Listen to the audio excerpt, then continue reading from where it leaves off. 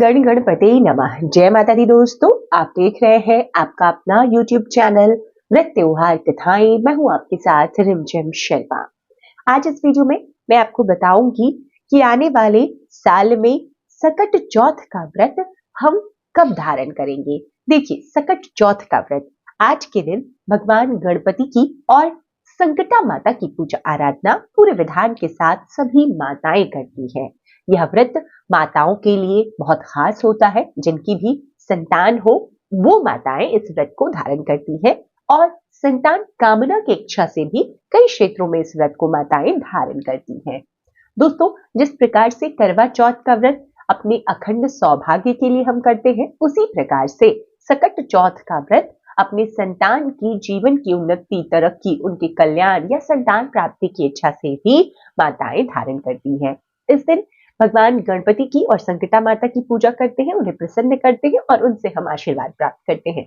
तो वीडियो में जानेंगे कि इस साल 2025 में सकट चौथ का व्रत किस दिन धारण किया जाएगा, पूजा का शुभ मुहूर्त क्या होगा।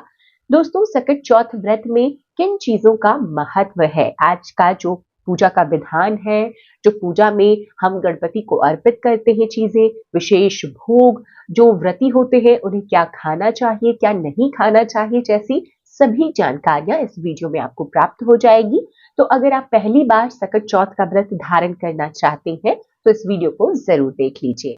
देखिए, सकट चौथ का जो व्रत है वो माघ मास के कृष्ण पक्ष की चतुर्थी तिथि को रखा जाता है। तो दोस्तों, ऐसे में चतुर्थी तिथि कब प्रारंभ होकर कब समाप्त होगी, सबसे पहले यही जान लेते हैं, क्योंकि व्रत हम उसी के मुताबिक रखेंगे। देखिए, सकट चौथ के व्रत में चंद्रमा का पूजन होता है। जिस प्रकार से हर चौथ के व्रत में हम चंद्र पूजन के बाद ही व्रत को खोलते हैं, उसी प्रकार सकट चौथ के व्रत में भी चंद्रोदय के समय का महत्व होता है, तो हमें वह भी ध्यान देना होगा। देखिए, सबसे पहले नोट कर लीजिए कि जो चतुर्थी की तिथि है माघ मास की, वो कब प्रारंभ होकर कब समाप्त होगी। देखिए, चतुर्थी तिथि 17 जनवरी को 4:06 पर शुरू होगी, जो कि समाप्त होगी 18 जनवरी को 5:30 पर। सुबह का ये समय है, इसीलिए उदयकालीन जो सकट चौथ है, माघी चौथ है, वो हमें 17 जनवरी को मिल रहा है। 17 जनवरी शुक्रवार का दिन है, तो इसी दिन सभी माताएं सकट चौथ का व्रत धारण करेंगी। अब आज के दिन चंद्रोदय के समय का महत्व होता है, चंद्रमा को अर्घ्य दिया जाता है, जैसा कि हम हर चौथ व्रत में करते हैं चंद्र पूजन। तो माघी चौथ के दिन चंद्रोदय का जो समय है वो है रात में 9:09।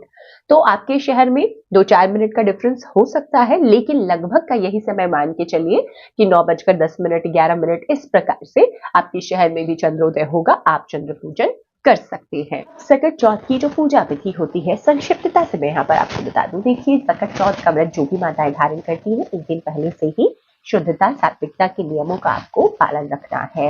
आज के दिन आपको शुद्ध सात्विक भोजन ही ग्रहण करना चाहिए। बाल धोकर एक दिन पहले ही सभी माताएं स्नान कर लेंगी। अब इस बार क्योंकि शुक्रवार को है, तो आप बुधवार को ही बाल धोकर स्नान कर लीजिए, क्योंकि अगला दिन गुरुवार का होगा, और उसके बाद में तामसिक भोजन नहीं कीजिएगा। अब सुबह शुक्रवार के दिन यानी कि 17 जनवरी के दिन सुबह उठेंगे, स्नान आदि क्रियाओं से निवृत्त होने के बाद स्वच्छ वस्त्र पहने, साफ वस्त्र पहने। जरूरी नहीं है कि हर वर्ष आप नया ही वस्त्र पहने, साफ वस्त्र पहने। इसके बाद भगवान गणपति का आज हम पूजन करेंगे, संकटा माता का पूजन करेंगे। तो आप एक चौकी या पाटा लगा सकते हैं अपने पूजन स्थल के पास, या आप चाहें तो पूजन स्थल पर ही जो संकटा माता की जो तस्वीर होती है आप रख करके गणपति के साथ में उनका पूजन कर सकते हैं। अगर संकटा माता की तस्वीर नहीं है तो आप सिर्फ गणपति का पूजन भी उनकी फोटो या प्रतिमा में कर सकते हैं। तो भगवान गणेश का ध्यान करते हुए पाटा लगा करके आप चाहें तो पीले या हरे वस्त्र बिछा दें। गणपति को हरा रंग बहुत प्रिय है। बाद में आप उनका ध्यान करते हुए व्रत का संकल्प ले लें। आज गणपति को विशेष क्या क्या चीजें आप अर्पित करेंगे, जैसे सिंदूर का तिलक जरूर लगाएंगे, शुद्ध घी का दीपक प्रज्वलित करेंगे। गणपति को आज आपको लाल पुष्प अर्पित करने हैं, फल और मिठाइयों का भोग लगाना है। आज का जो भोग होता है वो विशेष होता है तिल का। आज की चौथ को हम तिल चौथ के नाम से जानते हैं। देखिए, अभी मकर संक्रांति बीती है और इस पूरे मास में, माघ मास में भी ना तिल का बहुत महत्व होता है। तो तिल से बनी हुई मिठाइयों का ही भोग लगाया जाता है संकटा चौथ पर, सकट चौथ पर। आज के दिन देखिए, तिलकुट का भोग लगाएं, तिल और गुड़ के जो लड्डू होते हैं उसका भोग लगाएं। गणपति को दूर्वा विशेष प्रिय है, तो दूर्वा जरूर अर्पित कीजिएगा। उसके बाद में आप संकटा चौथ व्रत की कथा पढ़ें या सुने। इसके बाद भगवान गणपति की आरती उतारकर इस पूजन को संपन्न करें। आज के दिन गणपति के मंत्रों का जितना ज्यादा से ज्यादा हो सके आप जप कीजिए, पूजा के समय तो जरूर कीजिए। और अंत में सभी लोगों में जैसे आपने पूजा संपन्न कर ली तो प्रसाद आप बांट दीजिए। अब देखिए कई लोग संकटा चौथ का जो व्रत है वो बिल्कुल उपवास करके रखते हैं, कुछ भी ग्रहण नहीं करते। पूजन के बाद में वो तिल जो भगवान को अर्पित करते हैं ना, तिलकुट, उसी को थोड़ा सा ग्रहण करके बस इतना ही प्रसाद स्वरूप करते हैं। अब कई लोग फलाहार भी कर सकते हैं, जो अगर नहीं सक्षम है स्वास्थ्य कारणों से, अगर उन्हें तकलीफ है कुछ कि पूरे दिन वो व्रत नहीं रख सकते, तो ऐसे भी कर सकते हैं। संकट चौथ का व्रत देखिए शाम के समय पूजन का विधान है, तो आप सुबह भी कर सकते हैं पूजा या कोशिश करके शाम के समय पूजा कीजिए। तो इस प्रकार से संकटा चौथ व्रत में इस साल 2025 में जो सभी महत्वपूर्ण जानकारियां चाहिए थी मैंने आपके साथ शेयर की है। आगे भी मैं इन विषयों पर आपके साथ वीडियोस लगातार शेयर करती रहूंगी। ये वीडियो अगर पसंद आया हो तो लाइक कर दीजिएगा, ज्यादा से ज्यादा लोगों तक शेयर जरूर कीजिए। चैनल पर पहली बार आए हैं, ऐसी जानकारी अच्छी लगती है तो चैनल को कृपया कर सब्सक्राइब भी जरूर कर ले। वीडियो देखने के लिए बहुत बहुत शुक्रिया। जय श्री गणपति।